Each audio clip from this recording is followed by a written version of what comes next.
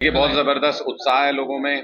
कलायत में हमने कार्यालय पहले खोल लिया था। आज राजौंद में कार्यालय का उद्घाटन हुआ है और लोगों को वो जगह मिल गई है जहां आकर के वो आम आदमी पार्टी के विचारधारा से जुड़ सकते हैं, जहां आकर के वो चुनाव में अपना समर्थन जाहिर कर सकते हैं और कलायत में झाड़ू चलाने के लिए जो योजनाएं बनानी है वो योजना भी इस कार्यालय में बनाई जा सकती है।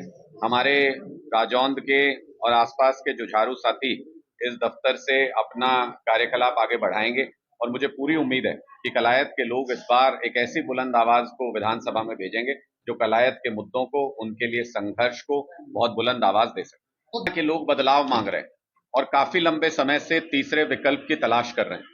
हरियाणा के लोगों को जब जब कोई तीसरा विकल्प दिखा, चाहे वो कुलदीप बिश्नोई जी ने अपनी पार्टी बनाई हो, चाहे वो जेजेपी बनाई हो, लोगों ने तुरंत उनको सीटें देकर के विधानसभा भेजा। यानी लोग तीसरे विकल्प की तलाश में हमेशा से हैं और एक मजबूत तीसरा विकल्प चाहते हैं। आम आदमी पार्टी ने पिछले कई सालों में ग्राउंड पर मेहनत करके, एक एक गांव में मेहनत करके वो मजबूत तीसरा विकल्प खड़ा किया है। हमने लोगों के सामने 3 ऑप्शन दे दिए हैं।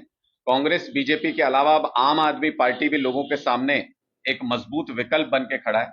लोगों को तय करना है कि नई राजनीति को उनको कितना चुनना है, कब चुनना है। मुझे पूरी उम्मीद है कि पूरे बहुमत की सरकार इस बार हरियाणा में भी बनने जा रही है, जैसे दिल्ली और पंजाब में बनी। अच्छा समर्थन मिल रहा है, लोगों का बहुत प्यार मिल रहा है। कलायत की मूलभूत सुविधाओं के बारे में आज से पहले किसी ने यहाँ बात नहीं की। कलायत की मूलभूत सुविधाओं के मुद्दे पर आज से पहले किसी ने वोट नहीं मांगे। तो लोगों को कुछ बदलाव नजर आ रहा है। लोगों को लग रहा है कि एक नई और अच्छी राजनीति की शुरुआत हो रही है।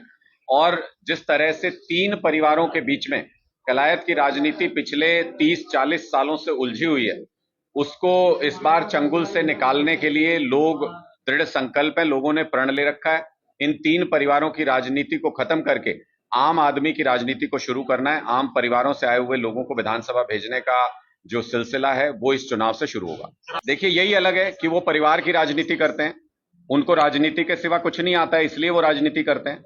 उनके पास और कुछ करने को नहीं है। हमारे पास करने को बहुत कुछ है। हम इंजीनियरिंग में भी नौकरी कर चुका हूं, मैं पत्रकारिता में भी नौकरी कर चुका हूं और छोड़ के राजनीति करने आया हूं। इनके पास कुछ करने को नहीं था, इसलिए राजनीति करने आए हैं। पिता राजनीति करते थे, इसलिए पुत्र राजनीति कर रहे हैं। तो ये मूलभूत डिफरेंस है।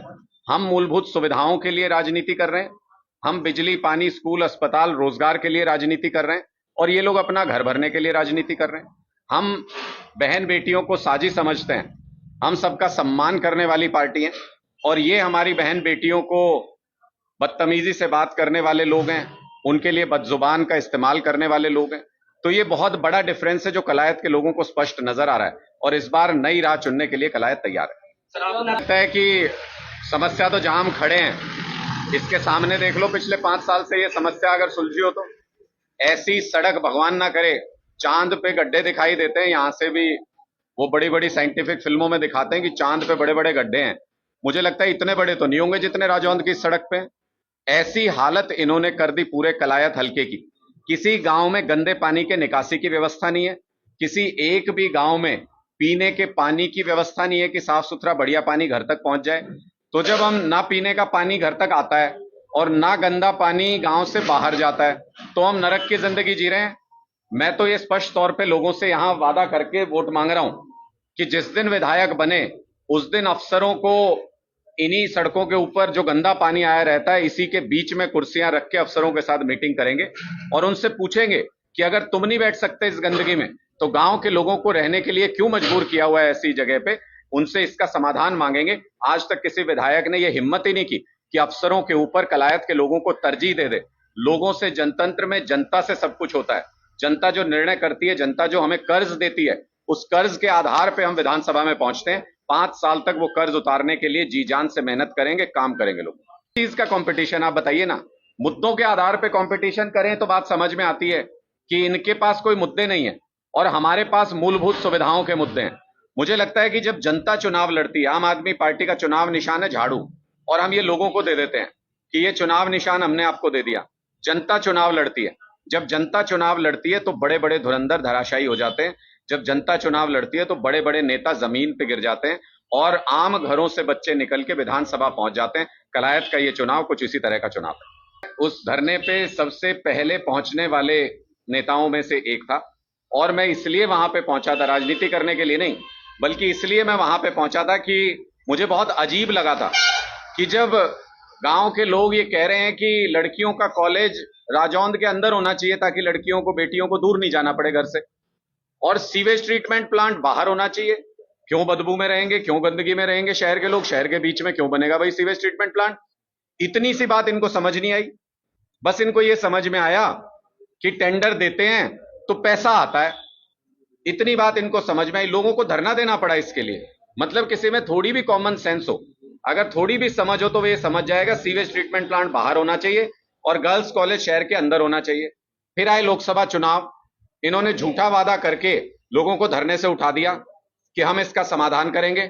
आप मुझे बता दो अगर समाधान हुआ हो तो जो वादा खिलाफी करे, जो इस तरीके की झूठ बोले, जो जबरदस्ती आपके ऊपर कुछ थोपने का प्रयास करे, लोग उसके साथ क्या करते हैं? वही करते हैं जो राजौंद के लोगों ने कमलेश जी के साथ किया जब अब वो राजौंद में आई थी। मुझे लगता है ऐसा ही बहिष्कार इन नेताओं का होना चाहिए जो हमारी बहन बेटियों के साथ बदजुबानी करते हैं, जो वादा खिलाफी करते हैं और जो लोगों का काम नहीं करते। इस कॉलेज को लेकर के आम आदमी पार्टी के जो नुमाइंदे हैं वो क्या वायदा करते हैं राजौंद के लोग? देखिए, हमारा तो स्पष्ट रुख है, जिस दिन भी आम आदमी पार्टी की सरकार में साझेदारी होगी, हमारी सरकार होगी, सवाल ही पैदा नहीं होता कि कोई कॉलेज, गर्ल्स कॉलेज शहर से 6 किलोमीटर दूर बन जाए, और सवाल ही पैदा नहीं होता कि सीवेज ट्रीटमेंट प्लांट इस जगह पे, जहां ये कह रहे हैं शहर के बिल्कुल साथ में, बिल्कुल बीचों बीच कह लीजिए इसको, वहां पे सीवेज ट्रीटमेंट प्लांट बन जाए। हम सीधे दिमाग के लोग हैं, लोगों की समस्याओं का सीधा समाधान करते हैं, हम कान घुमा के नहीं पकड़ते कभी भी। ये जैसे इन्होंने किसान आंदोलन में 3 कानून थोप दिए किसानों के ऊपर, किसान कह रहे हैं हमें नहीं चाहिए भाई, कह रहे हैं जबरदस्ती देंगे। उसका नतीजा क्या हुआ? साल भर का आंदोलन के बाद इनको वो वापस लेने पड़े किसान कानून। जो भी गलत करोगे आप, जो लॉजिकल सही नहीं है, जो तार्किक रूप से सही नहीं है, उस निर्णय को आपको हर हालत में वापस लेना पड़ेगा। आप देख लीजिएगा, सरकार का ये निर्णय भी वापस होगा। यहां गर्ल्स कॉलेज बनेगा राजौंद के बीच में, और राजौंद के बाहर सीवेज ट्रीटमेंट प्लांट बनेगा। दोनों प्रोजेक्ट्स का पैसा पास है, दोनों प्रोजेक्ट्स आए हुए हैं, लेकिन उसके बावजूद भी सिर्फ अपनी जिद की वजह से कहीं ना कहीं कॉन्ट्रैक्ट में पैसा खाया होगा, जिसकी वजह से बोल नहीं पा रहे। यही कारण हो सकता है, और तो कोई कारण समझ नहीं आता। मुझे लगता है कि 90 की 90 विधानसभा सीटों पर कुछ लोग हमें कमजोर आंकने का प्रयास कर रहे थे, कुछ लोग हमारे संयम को हमारी कमजोरी समझ रहे थे। 2 दिन के अंदर 90 विधानसभा सीटों पर हमने अपने उम्मीदवार खड़े भी किए, और 90 की 90 विधानसभा सीटों पर बहुत मजबूत चुनाव प्रचार चल रहा है। हरियाणा के लोगों ने हमें बाद में धन्यवाद किया कि आपने सभी 90 सीटों पर बहुत शानदार उम्मीदवार उतारे हैं, एक तीसरा विकल्प प्रस्तुत कर दिया है हमारे सामने। अब हमारे पास ऑप्शन है कि कुएं और खाई में गिरने की जरूरत नहीं है, बीच में से एक रास्ता भी जाता है जो आम आदमी पार्टी की तरफ आता है। बहुत जल्दी हरियाणा में भी चुनाव प्रचार के लिए अरविंद केजरीवाल जी आएंगे, और हमें पूरी उम्मीद है कि अरविंद केजरीवाल जी के बाहर आने से जोश और जुनून आम आदमी पार्टी के कार्यकर्ताओं का 100 गुना बढ़ गया है। वो पूरी ताकत और हिम्मत के साथ इस चुनाव का हिस्सा भी बनेंगे, दिल्ली में भी चुनाव जीतेंगे, हरियाणा में भी चुनाव जीतेंगे, और पूरे देश के फलक पर आने वाले समय में झाड़ू की विचारधारा छाने वाली है। तौर पे अभी कलायत में भगवंत मान जी का कार्यक्रम हुआ था, नॉमिनेशन पे मनीष सिसोदिया जी आए थे, अरविंद केजरीवाल जी भी बहुत जल्द आएंगे। जैसे ही उनका कार्यक्रम निश्चित होगा हम आपको सूचित करेंगे।